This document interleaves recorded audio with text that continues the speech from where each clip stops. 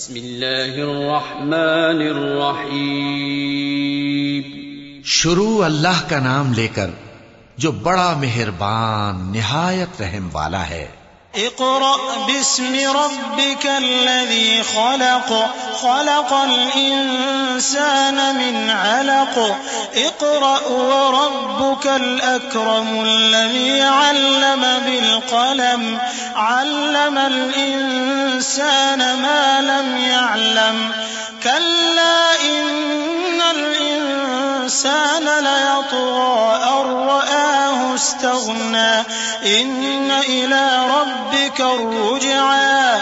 اے نبی صلی اللہ علیہ وآلہ وسلم، اپنے پروردگار کا نام لے کر پڑھو جس نے تمام کائنات کو پیدا کیا، جس نے انسان کو خون کی پھٹکی سے بنایا. پڑھو اور تمہارا پروردگار بڑا کریم ہے، جس نے قلم کے ذریعے سے علم سکھایا اور انسان کو وہ باتیں سکھائیں جن کا اس کو علم نہ تھا، مگر انسان سرکش ہو جاتا ہے اس بنا پر کہ وہ اپنے آپ کو بے نیاز سمجھتا ہے. کچھ شک نہیں کہ سب کو تمہارے پروردگار ہی کی طرف لوٹ کر جانا ہے. أرأيت الذي ينهى عبدا إذا صلى أرأيت إن كان على الهدى أو أمر بالتقوى أرأيت إن كذب وتولى ألم يعلم بأن الله يرى كلا لئن لم ينته لنسفعا بالناصية ناصية كاذبة خاطئة فليدع ناديه سندع الزبانية كلا لا تطعه واسجد واقترب. کیا تم نے اس شخص کو دیکھا جو منع کرتا ہے، یعنی ایک بندے کو جب وہ نماز پڑھنے لگتا ہے؟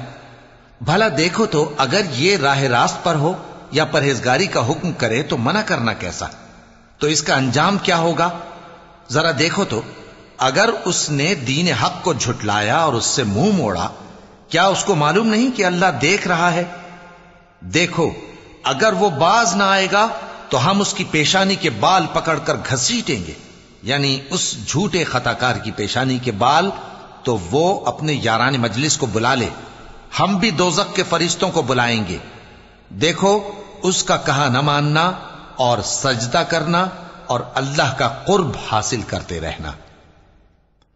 چونکہ آیت سجدہ تلاوت کی گئی ہے لہذا سامعین پر سجدہ واجب ہے.